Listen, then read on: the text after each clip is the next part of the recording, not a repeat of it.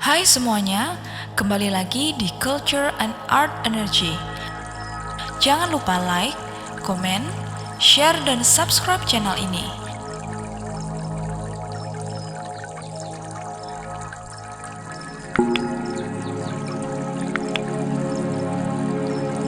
Gunung Penanggungan.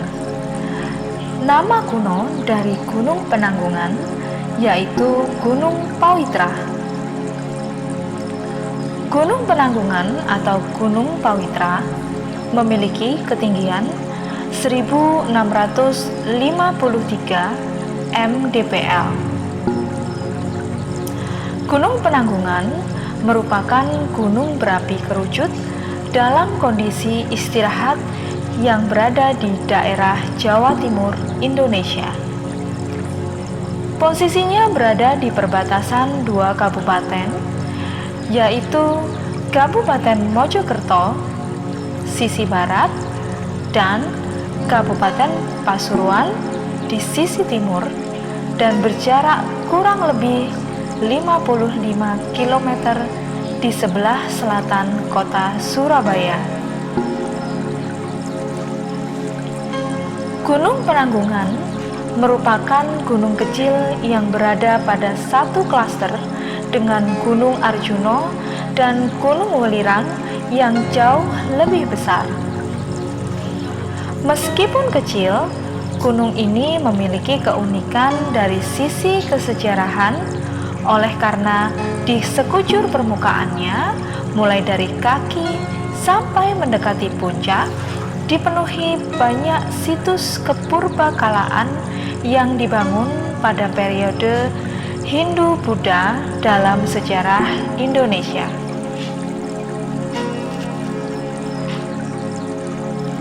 Gunung Penanggungan dipandang sebagai gunung keramat, suci, dan merupakan jelmaan Mahameru,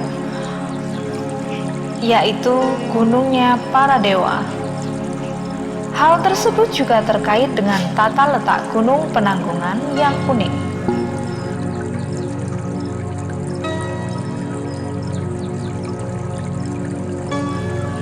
Dalam kitab Tantu Panggelaran Saka 1557 atau 1635 Masehi, konon dinyatakan bahwa para dewa sepakat untuk menyetujui bahwa manusia dapat berkembang di Pulau Jawa, namun pulau itu tidak stabil, selalu berguncang diterpa ombak lautan. Lalu untuk menstabilkan kondisi Pulau Jawa, para dewa memindahkan Gunung Mahameru dari Jambudwipa ke Jawa Dwipa. Dalam perjalanan kepindahan tersebut, sebagian Mahameru ada yang rontok berjatuhan, maka menjelmalah gunung Gemunung yang ada di Pulau Jawa dari barat ke timur. Bagian terbesar jatuh menjelma menjadi Gunung Semeru, sedang puncak Mahameru dihempaskan oleh para dewa menjadi Pawitra yang sekarang disebut Gunung Penanggungan. Oleh karena itu, Pawitra menjadi gunung yang keramat dalam pemikiran Jawa di masa Hindu-Buddha karena puncak Mahameru yang dipindahkan ke Jawa.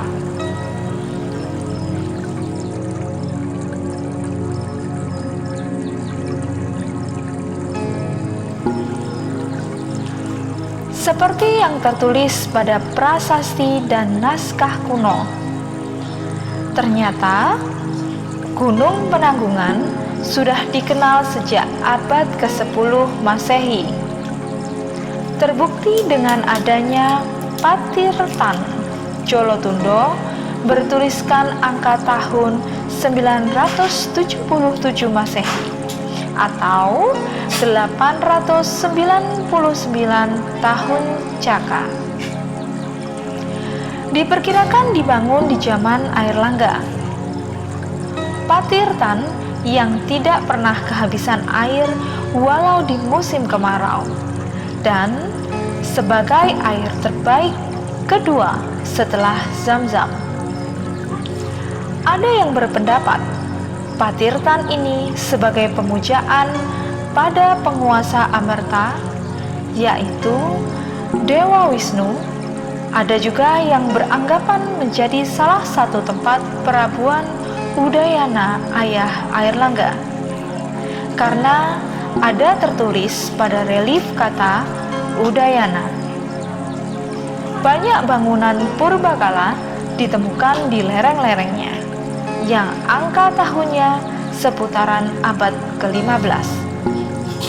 Untuk gunung yang termasuk kecil ini sangat unik, dan bisa kita bayangkan bahwa benar-benar gunung ini dianggap suci dan sebagai tempat bertapa, bermeditasi, menyucikan batin, dan tempat mencari kesejatian diri Manunggaling Gusti, sebagai tempat pemujaan para dewa dan leluhur.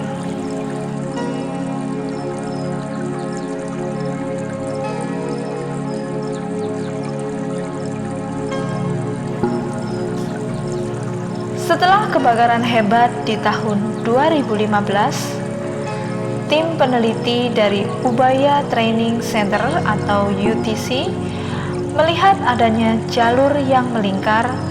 Mungkin inilah jalur kuno di zaman dulu. Lebarnya 1,5 hingga 3 meter.